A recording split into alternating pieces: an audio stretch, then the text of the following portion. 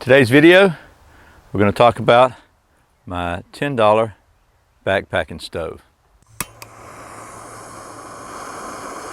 Hey folks, my name is Brian and you're watching Survival on Purpose.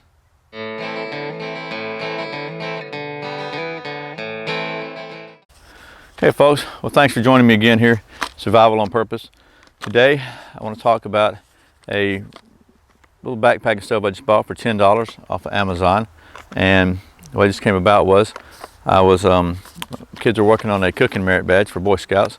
We had to have a backpacking stove. Well, I've got one, but I got 3 kids working on it, so we had to have another one.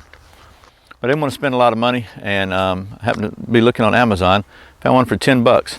Go ahead and take it apart here for you and show you what's in the box. So right off the bat, obviously for $10 you can see it's where it's right there, made in China. So you know, 10 bucks, that's what you're going to get. And maybe what you get for 40 bucks though, I don't know, I didn't really look at that. So first thing I noticed, it comes in a little case. Now it's not super heavy duty, kind of thin plastic, but it is a protective case. And then when I took this thing out, here it is. It's folded up in a pretty neat little package. And so the way this works is, you got your adjustment screw that comes down here. You take the wings out, I guess whatever you want to call it, pot holders, and it pivots around, which is pretty cool. It just pivots around like that, opens right up, and then you can flip these little doodads here out. I think that's the official name, is doodads. And you got a surface to sit your pot on. It has a piezo igniter, and then you got your adjustment screw here to adjust your flame. So 10 bucks, pretty good deal.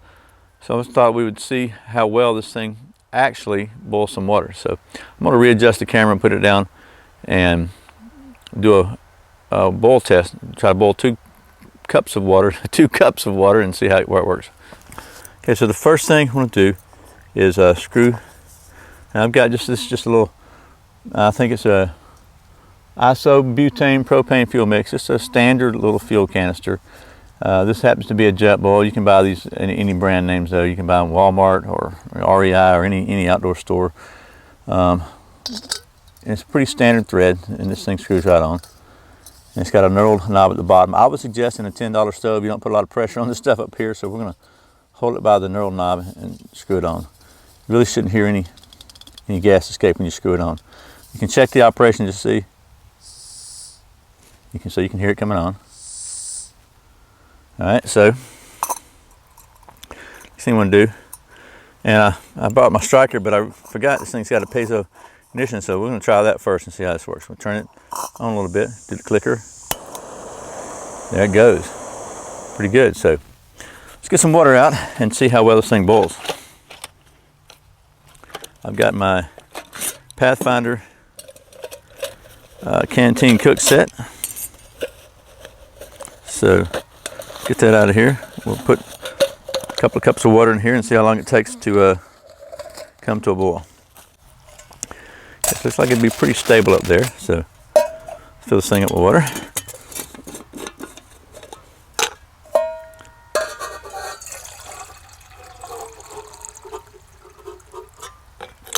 Okay, I'm gonna try to get this where you can see it. This is 16 ounces, 2 cups of water. So we'll sit it on here. Try to find a nice level spot. And I'm gonna go ahead and put my cover on, because let's set it on there at least loosely. Turn the flame on and go ahead and start it. Pretty wide open, so.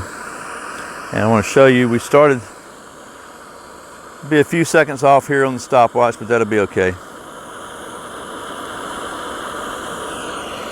So there's the stopwatch. We're starting. Hopefully this will boil before it gets dark. As always, or as often, I wind up trying to do these videos at the last light of the day. So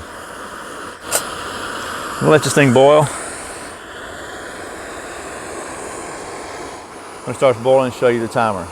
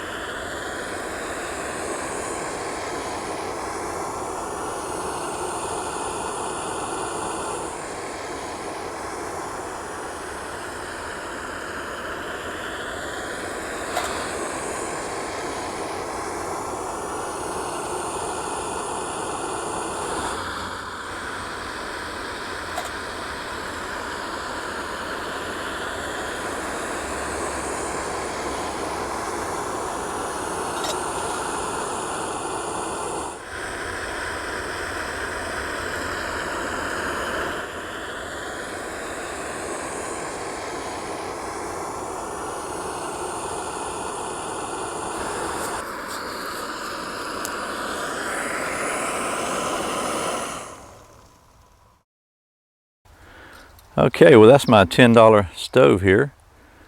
Boiled 2 cups of water, around a little over 4 minutes, 15 seconds, something like that, and to a rolling boil. I did have a cover on the cup, but it wasn't covered tightly, but it still was, so it's going to retain some of the heat. I would recommend always using a cover when you're boiling water. It's going to conserve fuel and save time. But didn't seem to use that much fuel. This canister still got a pretty good bit in it. This cools off pretty quickly. I can touch it now, so I was a little concerned about that. I did notice the electrode got really red hot, but as you can see, I don't know if you can see that or not, but it still sparks. I mean, it worked again, so just to show you. And this thing puts out a flame like a blowtorch, but it works. You get ready to fold it back up.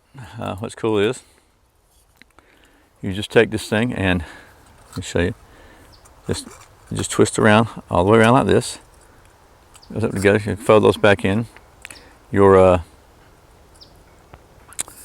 little handle folds right up, kind of clips under there, and unscrew it from the bottle and put it back in the case. Hold on. Put it back in the case. And again, this is not the greatest case in the world, but certainly keeps from getting beat up. Close it up, drop it in your pack, you're good to go. I think it's probably worth pointing out, this is a Chinese, lower price product. So it's like everything these days that's made for lower prices and for a very low budget. The quality may not be as high as you would expect from a $40 stove. But is a $40 stove 4 times as good as this? Maybe it is. Really, again, it depends on what you're looking for. If you're going out long term, this is going to be the only means of cooking your food, then you might want to go with something better. But for a weekend backpacking trip or something like that, I think this $10 stove would do you very well. So once again, appreciate you watching my channel. Thanks for subscribing, for clicking the thumbs up. If you like the videos, tell your friends about it. Follow me on Twitter. Check Facebook out. I'm slowly getting that thing going, and I really appreciate it. So, once again, my name is Brian. You're watching Survival on Purpose. Remember, survival is not an accident, so be prepared. See you next time.